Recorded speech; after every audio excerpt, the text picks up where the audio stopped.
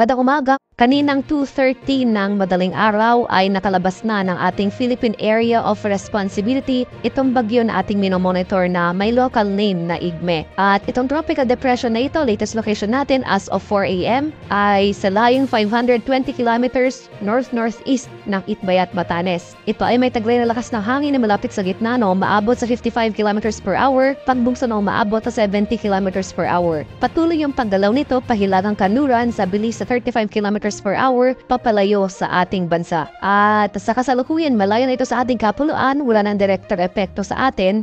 Pero makikita natin dito sa ating latest satellite images, itong mga makakapal na kaulapan na patuloy na umiiral sa malaking bahagi ng Luzon at ng Visayas ay ang patuloy na epekto ng southwest monsoon, uhaming habagat. Kaya malaking bahagi ng Luzon, pati na rin dito sa Western Visayas at sa summer provinces, makaranas ngayong araw ng makulimlim na panahon. Sasamahan niya na mga kalat-kalat na pag-ulan, pagkulog at pagkidlat. Pinakamaapektuhan ng habagat, ito yung pag-iral ng southwest monsoon, itong malaking bahagi na extreme northern Luzon. So sa Batanes, Mabuyan Islands, pati na rin dito sa western section ng northern at central Luzon, sa mga areas ng Ilocos Region at sa mga lalawigan ng Zambales at Batan. Asahan natin, since ito yung mga areas na exposed or yung pinaka-exposed sa habagat, ang mataas sa tsansa ng mga malalakas at tuloy-tuloy na pag-ulan ngayong araw. Sa nalalabing bahagi ng Visayas at buong Mindanao, makakaranas naman tayo ng maaliwalas na panahon for today. Maliban na lamang sa mga tsansa ng isolated rain showers or yung mga usual na thunderstorms pagsapit ng hapon hanggang sa gabi. At ito yung ating latest track and intensity forecast para kay Bagyong Igme. So habang nasa labas ito na ating par, mapapatuloy yung pagdalaw nito generally west-northwestward for the remainder of the day. And pagsapit naman bukas, magiging west-southwestward yung pagdalaw nito.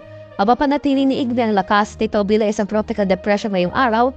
Pero pagsapit bukas ay since unfavorable conditions yung location ni Igme, ay mag-weaken na ito or tuluyan nakikina into a low pressure area. And mananatiling malayo pa rin ito sa ating bansa.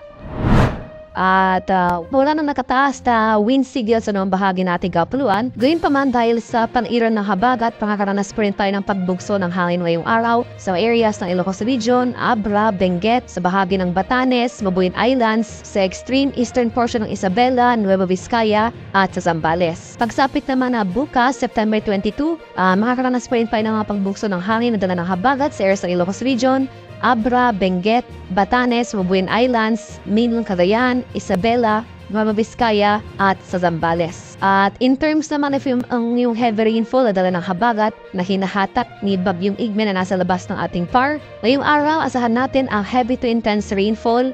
Nag-amount niya sa around 100 to 200 millimeters ng pag-ulan sa extreme northern Luzon sa bahagi ng Batanes at Mabuyan Islands. Itong habagat naman ngayong araw dudulot ang moderate heavy rain sa bahagi ng Ilocos Region, Zambales at Bataan. Mababawasan ang mga pag-ulan na dala ng habagat starting tomorrow sa extreme northern Luzon and most of Ilocos Region. So moderate to heavy rains pa rin, pero ang ating posibleng maranasan sa bahagi ng Pangasinan, Zambales at sa Bataan. Kaya sa mga nabanggit na lugar, patuloy tayong maging handa at alerto sa mga banta ng pagbaha at pagbuho ng lupa, lalong-lalo na kung tuloy-tuloy ang pag-ulan na ating maranasan.